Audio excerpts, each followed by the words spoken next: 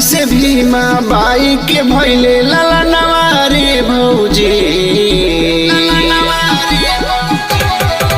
बड़ी भाग से भीमा बाई के भैले ललनवा रे भौजी। विद्या में सर्वश्रेष्ठ विश्वरतनवा रे भौजी। विद्या में सर्वश्रेष्ठ विश्वरतनवा रे भौजी।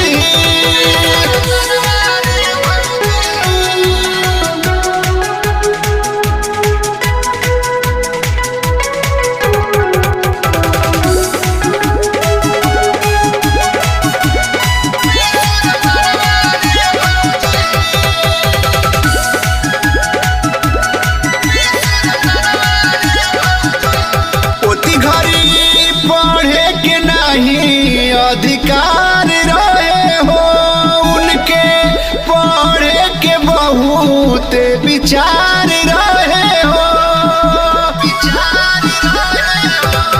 उती घड़ी पढ़े के नहीं अधिकार रहे हो उनके पढ़े के बहुत विचार रहे हो।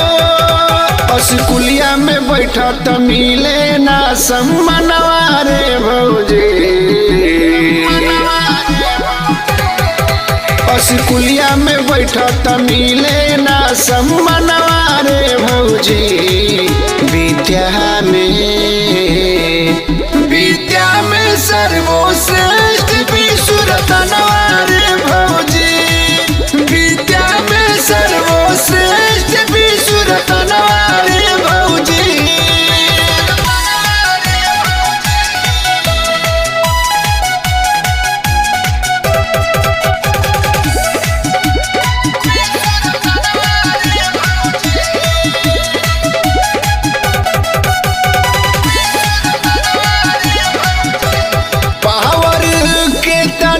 शिक्षा में दिखावे के परी लिखल मनु संविधान के हटावे के परी। पावर के तनाव शिक्षा में दिखावे के परी लिखल मनु संविधान के हटावे के परी। 85 के दे दिहले बचनवा रे भौजी। 85 के दे दिहले बचनवा रे भौजी।